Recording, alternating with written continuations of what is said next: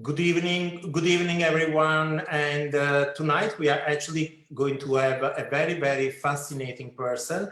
She's an English woman. She's actually talking from England, and she's not only a healer and she works with people, but the main thing is that she works with animals. So let's welcome Zoe Henderson. Hello, Zoe. How are you? I'm very well, thank you. How are you? I'm really, really well. Thanks for being on our show tonight. We really would like to we're so happy because last time that we were trying to get in touch with you, something didn't work out and therefore we couldn't really see you properly. Yeah. I mean, we didn't see you at all, actually. Yes. But now we are here together and I'm really, really thrilled to have you here tonight because it is something very, very, very, something that I really, really, really, really wanted to have with you because, I just felt like you are like one, you just feel what a beautiful energy you have. So please, Zoe, tell us a little bit about yourself. What do you do? Where do you come from? How you discover this, this gift that you have? All these things, please. Right, I'll start at the very beginning. Yes, please. Yes, I suppose, you see, I was brought up in a medical family. My father was a doctor. I have an identical twin. And Daddy, he was in practice in Scotland. He had his own practice there with his own private patients, but he adored animals. So he collected, and reptiles. So he collected all the maned animals that he came across. Like going on his visits, if a sheep was bumped and it was on the ground at the side of the road, he would pick it up and take it home. And the same with any stray cats, dogs, he'd bring them home till eventually, and this is sort of remembering back, so 5-year-olds, say about that age, of having at least 33 animals in the house. Oh, wow. Which was amazing. So we had something like 18 dogs because actually my mother bred chihuahuas, but she could never give them away. So we had them all as they were bred, basically. And we had cats, obviously the dogs, we had parrots, we had a baby seal because we brought it off the seal. A seal. Daddy was taking us for a seaside picnic one day, and there was a seal stranded on the sand, and he couldn't resist it. We went up and it was unconscious. So Daddy said, "Come on, girls," we got the blanket, we put the seal in it, carried it back to the boot of the car, put it in there and sort of tied the lid of the car up with a bandage and took it home. Wow. And then when we took it home, of course, it had to go into water, didn't it? So we put it in one of the downstairs baths in the house and had it there through the day, through the night, and then through the day we took it out on the lawn. So this was summer, luckily. Took it out on the lawn so it could sunbathe, and we healed it. Now, and then and then when it was okay, then we took it back to the sea and it went off. But we had lots of birds with broken wings, and Daddy. You remember what you were telling me earlier before we started?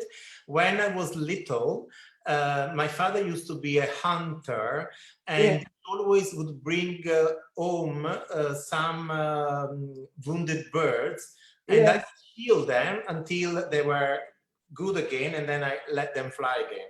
So fabulous. We did that too. Yeah. So at the top of the house, we had this huge room that we used as an animal surgery, which was great. So we put all the birds up there, and whilst I would hold them while Daddy was putting a splint in or stitching them up. And then we put them up in this big room at the top of the house until they were ready to go off again and be freed and fly in there and okay, and that's very. So, but also he loved reptiles. So we had 2 alligators. Really? My God. two little alligators, because Daddy was very friendly with the owner of Edinburgh Zoo. So we obviously used to visit there. And then if there were any animals that were in trouble, we'd say, oh, doctor, there's something wrong with this or that. So we had 2 alligators from the zoo plus a chimpanzee. Oh my God, you had a little zoo. Yeah, we had a zoo. The whole house was a zoo. And snakes we had, all sorts. Oh, So wow. this was the beginning. And I used to love holding the animals. And of course, it was always the intent. And that's where it started. We have to have the intent to heal the animal. When you get the intent and do it with love, it goes, and this is, well, I might as well say it now.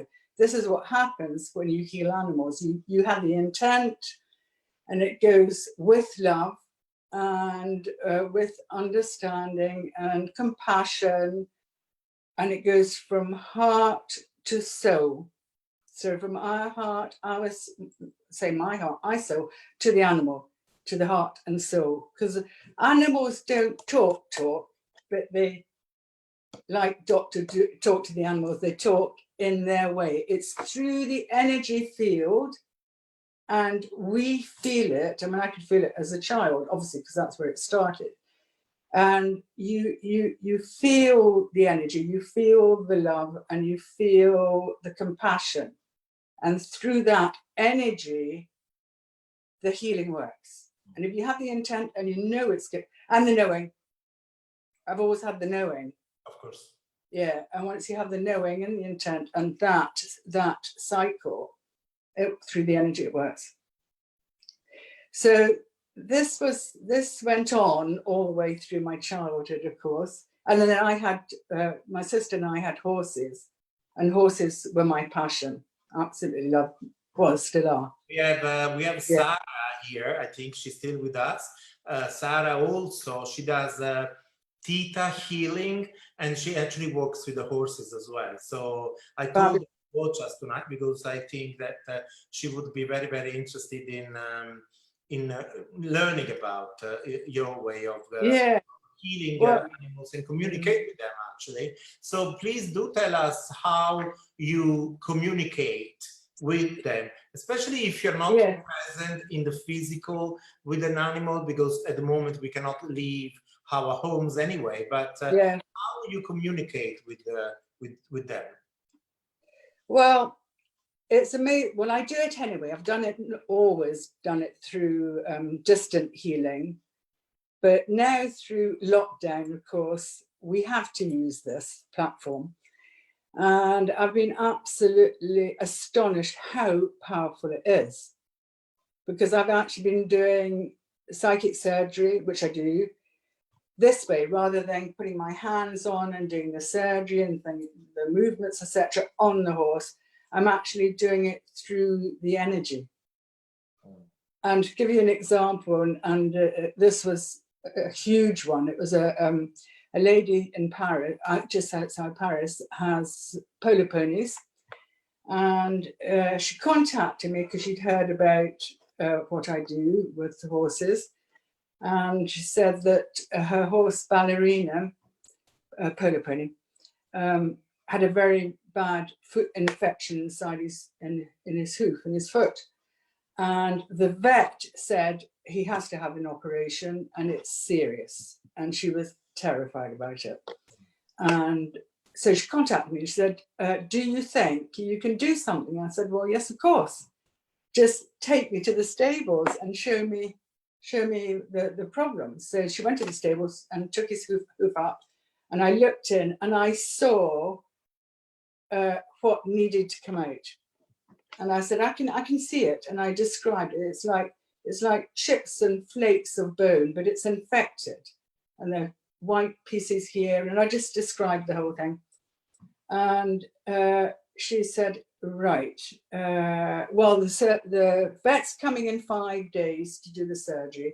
And he says it's really, really bad. Do you think I said, yeah, I'll do it. No problem. So I went in and I did it. And then when I'd finished, and this is when it comes to the knowing, and I said, that's it, that's fine, won't need surgery. And then when you get the knowing, you really know it, and then that's it. So she said, oh, wonderful, we'll wait and see I said, wait and see what the vet says. When he comes back in 5 days, he will probably be taking, she said, yes, he'll be taking an x-ray first to see how it's improved a bit or not improved, whatever, before he does the surgery. So that happened. And then she came back to me and she said, he took the x-ray and she said, I'm going to show the report.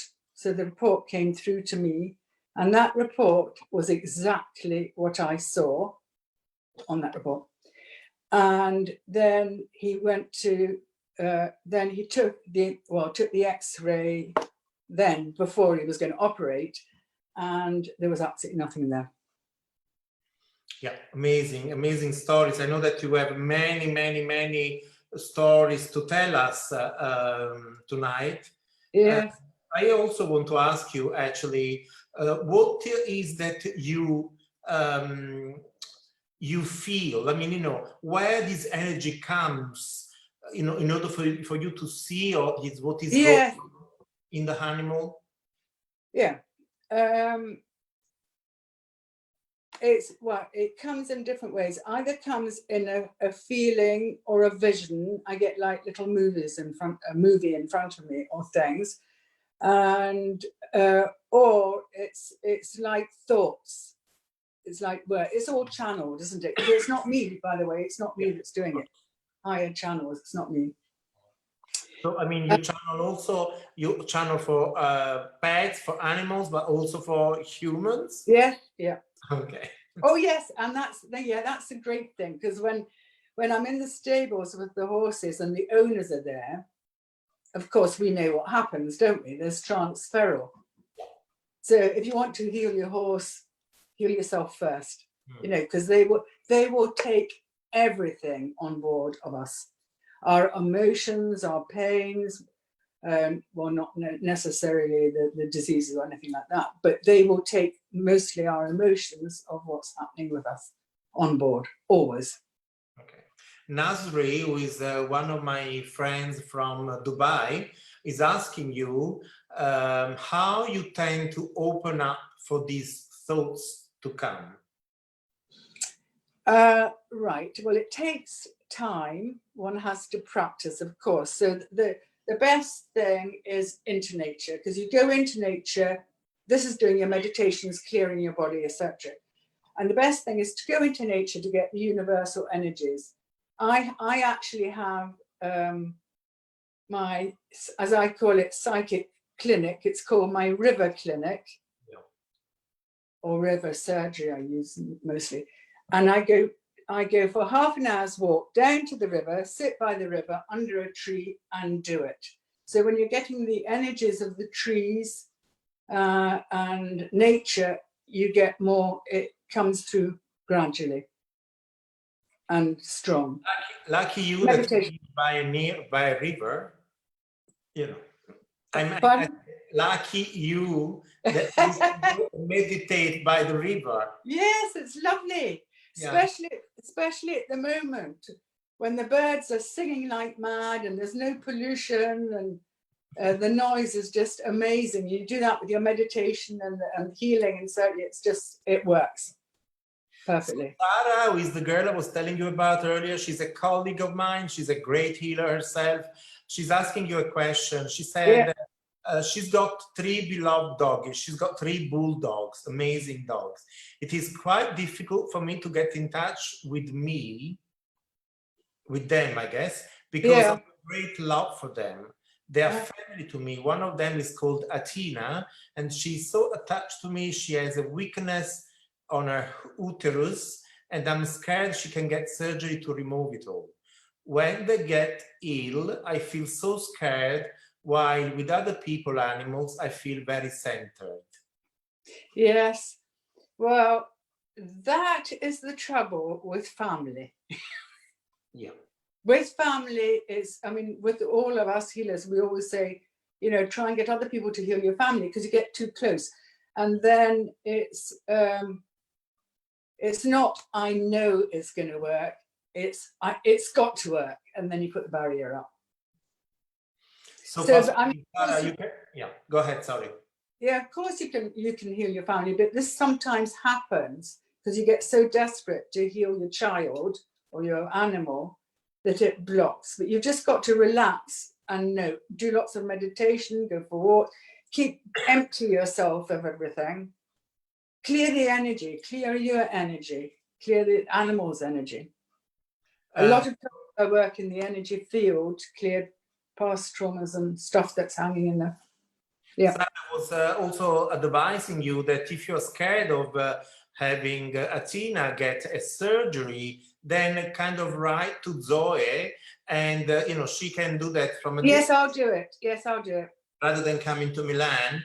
Yes, I've got a handful here that I've done already. So yes, exactly. Yes, So ask her to send me the photos, and I'll do it. Yeah. Sarah, so send the pictures and she will do it. Sabrina is also asking you, have you ever found a connection between an animal disease and the owners? It usually works the other way around more, but it can happen, yes. Now, one question I'm asking you, then we will see other questions here. Do you teach how to communicate with the because I would like to come, as soon as I come back to England, my first visit at your house, you have to be. Yes, exactly. I know that, yes. Yeah. I'm actually compiling a manual. Tam and I are doing one at the moment for teaching communication and healing animals.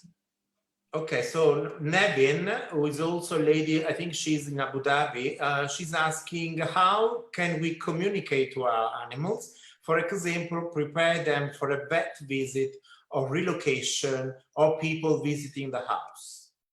That's her pussycats, is it? Nevin? Possibly. Nevin, are these your cats?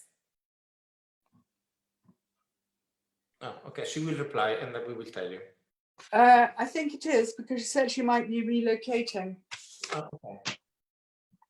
And she did leave you her name? Yes. Naveen. Yeah. Naveen. Yes, she says, yes, they are. Yes. Yeah. Right, what was the first question there? He wants to know how you communicate with them. Regarding, for instance, prepare them to go to the vet, or preparing them to relocate, or prepare them that some other people are visiting the house. Sometimes get scared of other people. Right, you have to clear yourself first. When you do anything with animals, you've got to clear yourself. Because if you've got any anxieties yourself with any of that, it'll be passed over anyway, be transmitted. Right, with Shaysha, I think is the big white cat she's got, which problem going to the vets. I've done surgery on both, psychic surgery on both of your cats, Naveen, and the big one that's got this problem with noise. Now, it's a strange thing that I got here when I went in with this cat, because he is quite noise sensitive. Now, you have calm around you, there's meditation around you. So this cat meditates. Sounds funny, but I was laughing when I went in. I thought, what's going on with this cat? Because he just wants peace. And he seems to be in a different level. So if you're meditating yourself a lot, he's hooking into it. So he's getting more into higher vibration. So noise is very noisy, even if it's not huge. He's sensitive to noise. There's a thing here with the vet. And there's also another thing that he had in his energy field was a huge clanging, banging noise that we found that started it. So there's a reminder of this incident. Now, it may not be when she had him or whatever it was, but it sounds the noise I got was like dustbins, you know, going over, that sort of clanging of tin. So there's a memory here as well. So I went in and got rid of that. That's going in on the energy field to get rid of that. And to take the fear, because it's not actually the fear of the vet we've got here. It's a fear of a noise that's in there, that's been reminded through that past one. This is what happens. Mm. Yes, oh yeah, the actually, relocation. Naveen is saying, yes, lovely. He's a great, you know, he's a heavy meditator. He's always in my field when meditating. Yeah. Really? Yeah. Fabulous. Amazing, amazing. Thank you. We have some more questions. Mariella is asking, is it true that riding a horse makes our self-esteem higher? I would say yes. Okay. I would definitely say yes. And the thing is, when you're on your horse, it's when you become one. You know, when you're on your horse and then you feel that beautiful connection of, you know, there's the spine going through into their spine, and you're like merging together and you're one. And then you're in Wonderland, you know, you're in, it's amazing feeling. You're just totally, when you're totally connected, it's just fantastic. I saw a picture of the Queen at 94 yesterday riding a horse. I mean, yeah. She was kind of flowing with the horses. Yes, absolutely fantastic. Yeah. And there's nothing like it. Mm. It's the best. Yeah. Now, what I want to ask you, this is a question that I have. You know that I'm also a healer. In my garden in London, I'm surrounded, because people always say, oh no, but you know, you only see just one at a time. But in my garden, there are loads of robins. Yes. They're so spiritual. But I mean, I also have a nest in my garden. They come and make a nest because, I mean, I meditate in the garden. I've got angels all over. I've got crystals all over. So why do you think is that? Do they feel the energy? I feel them. Yes, and you know, I've got robins as well, and I've got one in particular that comes and sits on my balcony, and it's like messages from the angels or spirit. Yeah. Because and sometimes sorry, darling. Go ahead. Yeah, sometimes you were saying? You can connect them to somebody that's left when you won't get messages. It's like a visitation. Yeah. Sometimes, you know, they say that robins are related to Archangel Michael, who is my guide anyway. So he's always that's a way of showing, you know, his presence for sure. Yes. And confirmation of what you're thinking. Okay, that's or good. confirmation of what you're planning or what you're really wanting to do or move into. Okay, so Zikran, who is another friend of mine from Dubai, is asking, I have a cat we rescued 4 months ago. She's doing very well now, but she still has eye tearing. It does not seem to go. Any advice, or how can she be healed? Yeah, send it to me. Okay. Zikran, please send a picture. Then we have Shanti, who is also... Yeah, so... Sorry, can you tell whoever's bringing their animals to me for surgery and healing, can they do their name, their age, and the problem, and the picture, please? Actually, Zoe, why don't you give me your email so I'll write it down here on the chat. Yeah, Zoe Henderson at hotmail.com.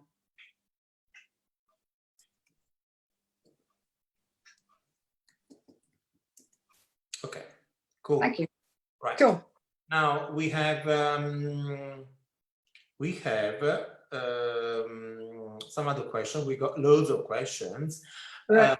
Samra says, I have birds and robins that regularly nest outside my bedroom window.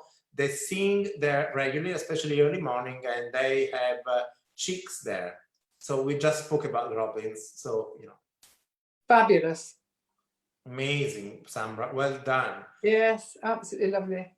And butterflies too. Butterflies. Yes.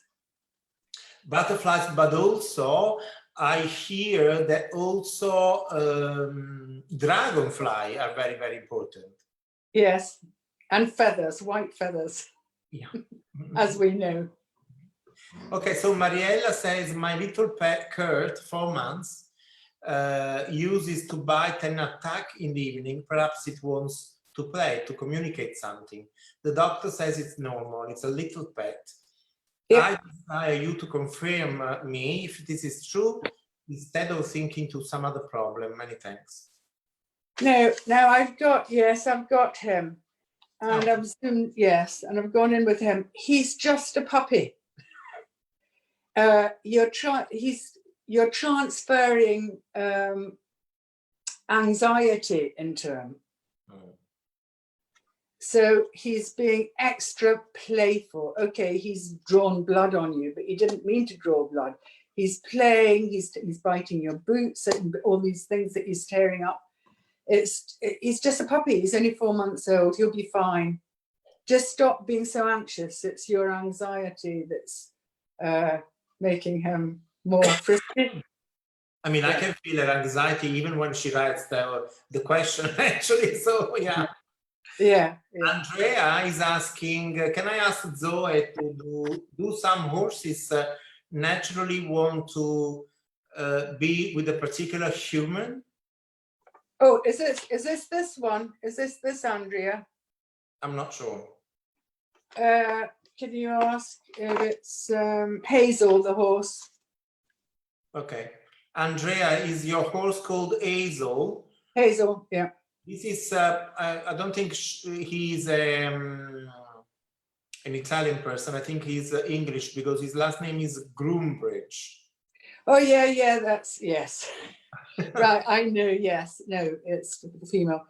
Yeah, right. Now, this horse, Hazel, I've been into her. She's very, very special. She's very special. She's a therapy horse for people that have problems, mental and physical, in a school in England. And she's got the most amazing nature. Now what's happening is she's got two lumps, and I did surgery on it this morning, so one on her back and one on her leg. Now, the thing is, the one on the back, I mean, it's very hard. It's like bone. It's not like a fleshy lump. It's like a bone on both leg and on the back. And it's just under the saddles. And so she's so good natured, but when she's tacked up, when the saddle goes on, and the bridle goes on, and she moves a bit, she just freaks out and tries to bite. That lump is sore. So there is pain in the lump. No, it's not, it's okay. There's nothing, it's not malignant or anything. It's just like a lump, like a little ball, like a golf ball. But, and when she needs the numbness she needs to put on to soften it. It's just that bit. Now it will go because it's gone. It's been and come back again and been and come back again, especially on the leg, not so much on the back. So I'm working on that. I've got the picture, so I can relay everything by email with her on that. Yes, Zoe, I want to ask you a question. I just like to ask you, how do you understand what an animal is telling you when you are healing them or when you're communicating with them? I feel it and I know it. I feel it, know it, or see it. And you know, I can just feel that it's happy and comfortable, pain or whatever. I just know it. But do they communicate with you telepathically, or it's a knowing? It's a knowing, but yes, they'll say I'm fine in their words, but they don't say it in words. But it was like a cat I had a couple of months ago. I think it was called Tom. Absolutely hilarious. And she came to me. It was a rescue cat. And she brought it in the basket, and I sat down on the couch and put the cat down then and opened. She said, "Don't open it. He's vicious." I said, "You're kidding." "Yeah." I said, "But I need to put my hands on him." "Well, he won't let you." But she took it. I said, "Well, take the lid off, and at least I can go above somehow," which I did. And I looked at him. I said, "He's huge," and he just spat at me, man, like that. And I thought, yeah. And she said, "Don't touch him." And I said, "Well, I have to. I'll just wait for a bit." So anyway, I had my hands above, and I thought, right, okay, I'm going to put my hand on him. And I just took my hand off to say, "I'm going to put my hand on your head." And the eyes at me, he said, "Don't even think about it." And those were the words that came through, and his eyes, "Don't you dare." So I said, "Listen, if you want to be healed, I'm going to do it." So this is what I'm doing. I'm healing, and I'm just sending love and healing to your heart, your soul, da, da, da. And then I just put my hand down slowly, put my hand on his head. He allowed it. And in about 15 minutes, he started purring. She said, "He's never done that." And then later on, he just improved day by day. Yeah. Amazing. Yeah, so I hear words. I do hear words, but they don't normally do words. It's normally, well, you feel those words, let's say. Okay, Shanti would like to ask you. Shanti is also an animal lover. She's got so many cats and dogs, and she really goes and rescue cats. She would like to ask you, what do you think about empathic accompaniment for the animals when they had to pass to the other dimension? Say that. Sorry, I missed the last bit about going over. How do you feel about being empathetic or empathic about the animals when they need to be taken to the other dimension? Yes. Well, I've done a couple, taking them over.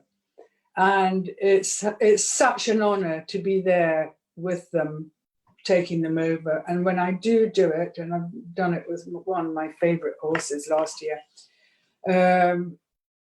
and the owner was beside me, and we were just blown away. I just tuned in with them and said, we need to it's time for you to, he knew he was growing anyway. Time for you to go. And I was putting my hands up and doing the healing. And he just closed his eyes, and we could see that he just wanted to go down on the floor to go to sleep, but he was at peace, totally. Yeah. And went off. So you just see them off, with love. And the animals know when they're going anyway. You're just there to support them and send them love onto their onward journey, yeah? Yes. So we know that animals always kind of teach us unconditional love, right? Yes, yeah. They're always for us, even if we do not kind of, don't do much for them. 100%, yes, they are. And they teach us emotions, they teach us values. I would like for you to tell us a little bit, some stories that you would like to say. Yes. Like some beautiful things that have happened to you through animals. Have you ever healed a lion or a tiger? No, not yet. Okay, cool. I'd love to. All right. So do tell us some stories. I was also reading about Mr. Jones, the lab who had a heart problem. Yeah. Oh, he was fabulous. He's fabulous. That's years ago. Yeah, he had a heart problem. It got enlarged. And it was a friend of mine, actually. And she phoned me up and she said, Mr. Jones is in trouble. They've given him 24 hours. I said, "You're kidding. I'll be right over." It was miles away. Off I went and stayed for a few days and just kept on healing him and talking to him. And then when I'd finished, maybe 3 or 4 days I stayed, I said, "Well, go back to the vet and check." And when he went back to the vet to have the check, did the blood test and all the rest, and that's the MRIs. Back to normal, totally back to normal size. And he 7 years later, he was going just like a puppy. So when they go and take them back, these animals to the vet that have kind of discovered that they have a heart attack or a heart problem, I mean, what do they say? You say that it's just a miracle? Because well, they did, and they asked what happened, and my friend said, well, it was this healer friend. Oh, we want her number. This is amazing. It's a miracle. Because I feel, because I've lived in England for so many years, I feel that in England, people are much more open, you know, especially back to the healing side of it, rather than everywhere else in the world, actually. Yeah, actually, Switzerland's a bit more for it as well with healers, I have to say. Well, yeah. Okay, so but I had. Yeah, go ahead.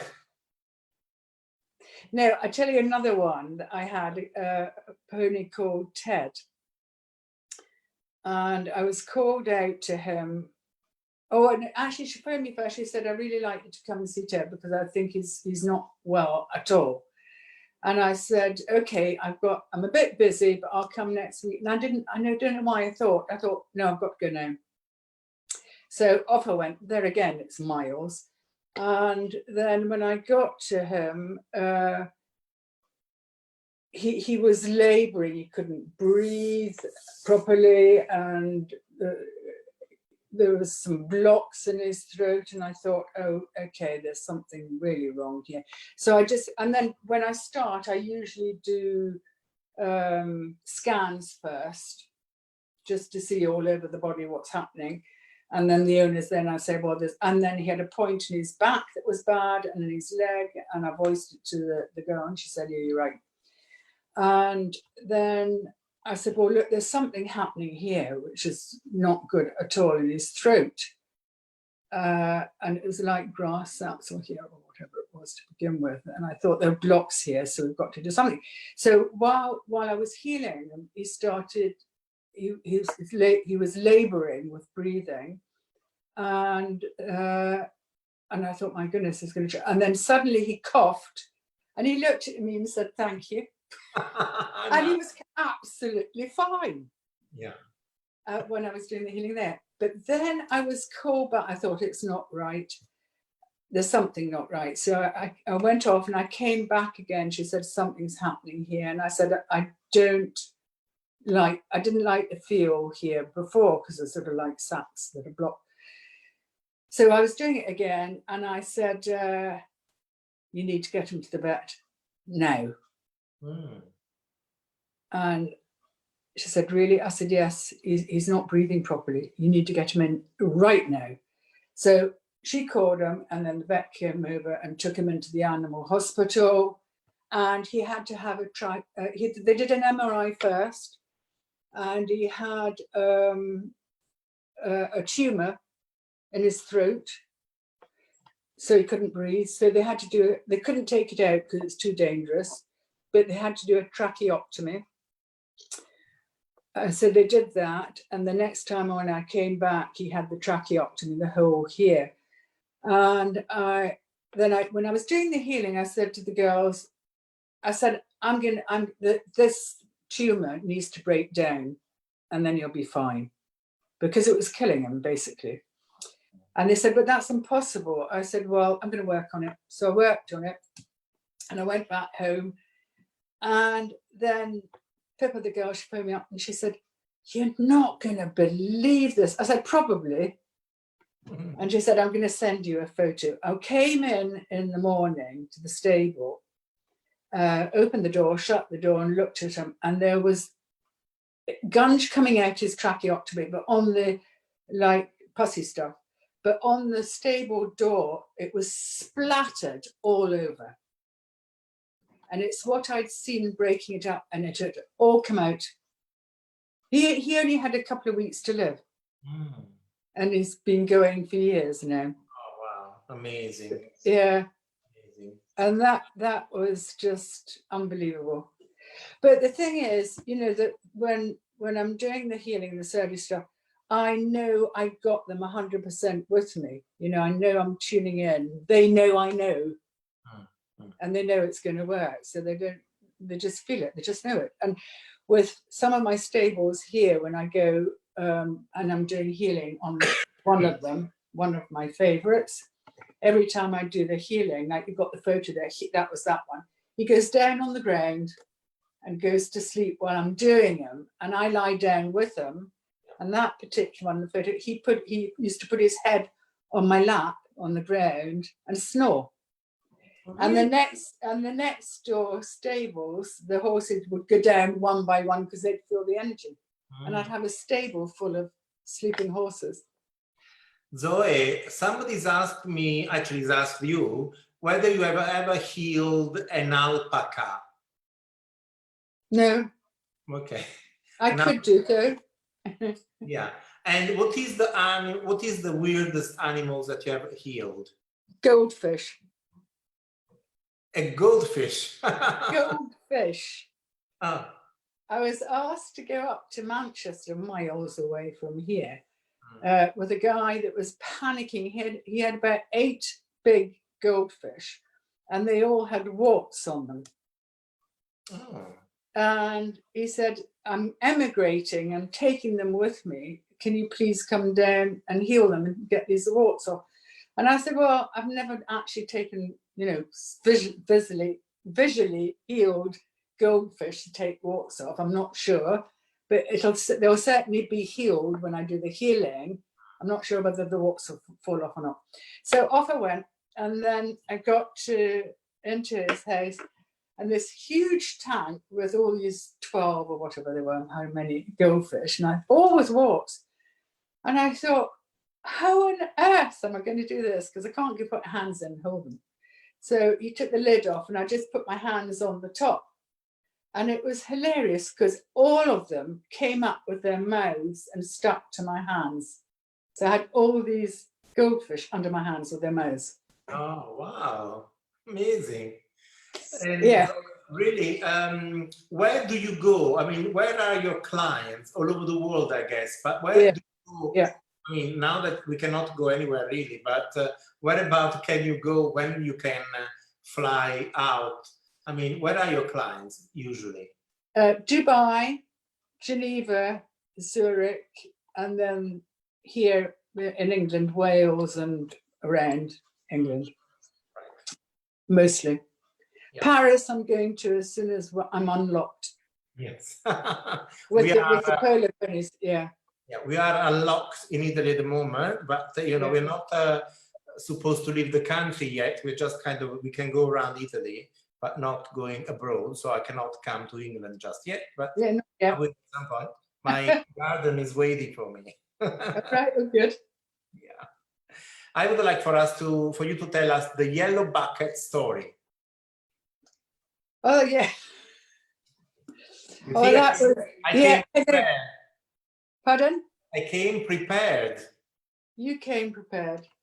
Well, it was funny because I kept this particular horse I was seeing on a regular basis. He was jittery. He tried to tell me something each time I came, and I said, well, what is it? And I got yellow, and I said, okay. And then I said to the owner, are you bringing things into the stable that are yellow? Because he's freaking out. And she said, yes. I said, what is it? His bucket? I said, you've got to be kidding. He hates yellow. And there's a yellow jacket that comes in as well, he says. Yep, my raincoat. He's freaking out.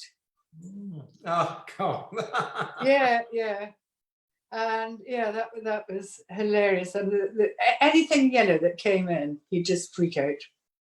Okay, Sabrina is asking, did some of the animals you've healed come back to you with their energy? I mean, come back to me with their energy, in the sense that you've healed them and then you've gone away, but you still feel the energy around you, or they come back to you with their energy. No. Well, if I tune into them, I can feel their energy anyway.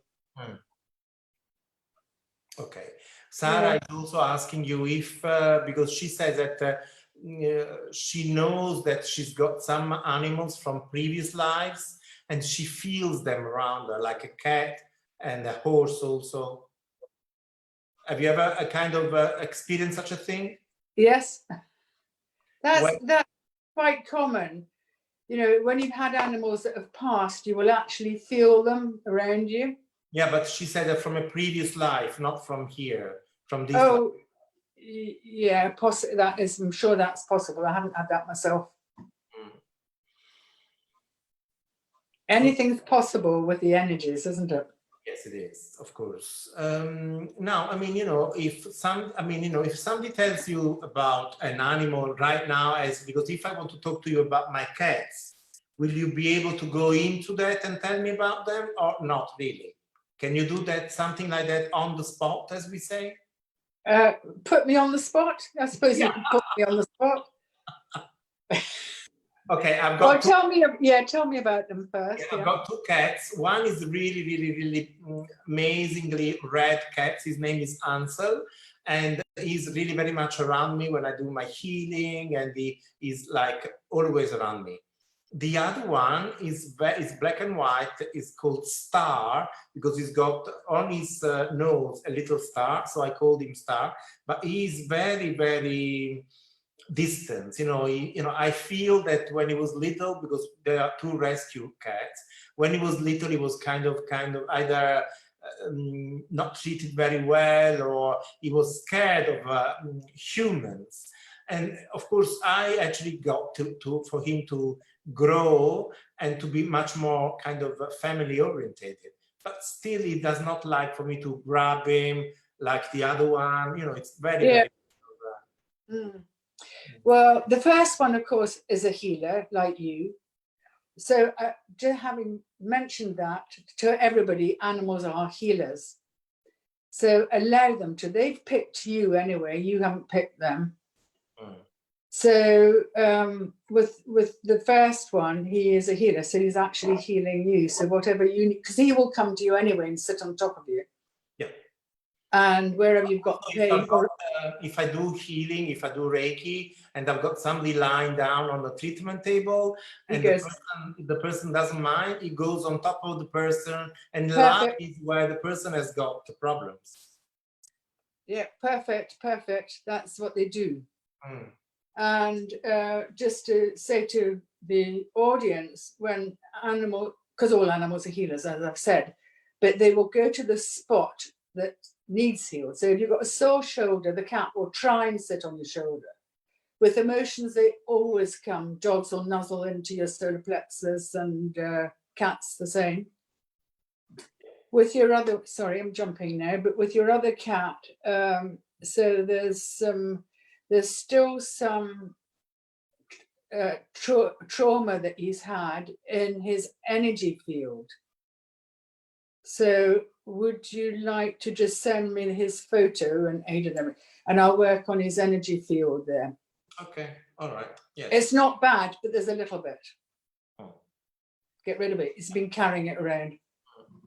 Yeah, because it is very kind of, it's frustrating because his brother, because they grew up together anyway, his brother is really mellow and he's very cute and he comes and jumps. The other one is not actually at all. So. Yeah. Okay. That happened. They'll be healing each other. So, Samra is actually from Canada, is asking also wild animals that visit us are kind of drawn to our energy, like deers or, raccoons. No, she's not saying that. I'm just saying she said wild animals. So I'm just kind of thinking about all different wild animals. She's got bunnies and the babies that visit us every day. They live around the house. They have such an amazing presence, she's saying. What were those ones? Bunnies, like little rabbits, I guess. Oh, bunnies. Yeah, well, Animals will go to people that feel that they blend with the energies or want them. You know, they can feel the healing from the humans. They'll come to you. They'll feel the energy. When I used to live in Colorado, I lived in Boulder, Colorado for 3 years, and on the Rocky Mountains. And in the morning, sometimes I would always kind of wake up and all these deers, you know, around the house, and because, you know, they just felt this beautiful, they felt so graceful and so kind of inspiring. They were just so beautiful. Yeah, lovely. Yeah. Okay, well, Zoe, it was a great pleasure to have you here on Bridges of Light. Thank you very much. This hour is just gone, it's flown away. All right. Yes, would you like to say just a few other words for us? When are you going to come back? And because we really would like for you to come back and possibly, you know, do some readings or do some teachings, whatever you feel like it. It's like it's so great pleasure to have you here on board with us. Well, thank you very much. Losing my voice now. No problem. Yes, I'd love to come back whenever. Okay. Welcome. All right. And if anybody wants to send me any pictures in with their animals to do some healing, I heal myself first now. Yes, I'd be delighted. So just let them send their email. Okay, Yes. so send an email to Zoe about you know, about your animals. Send the pictures. Sarah, please send the pictures of Athena, because then Zoe will heal them. So Zoe, I'm really grateful that you came. Thank you very much. Oh, you're welcome. You're welcome. And I will for sure come and see you in England when I come back. Yeah, sure. Also, hopefully I will have you again on the show soon. Thank you very much. Lovely. Okay. It's been a pleasure. Thanks. Okay. Bye, everybody. Thank you. Bye. Bye. Bye. Bye. Bye.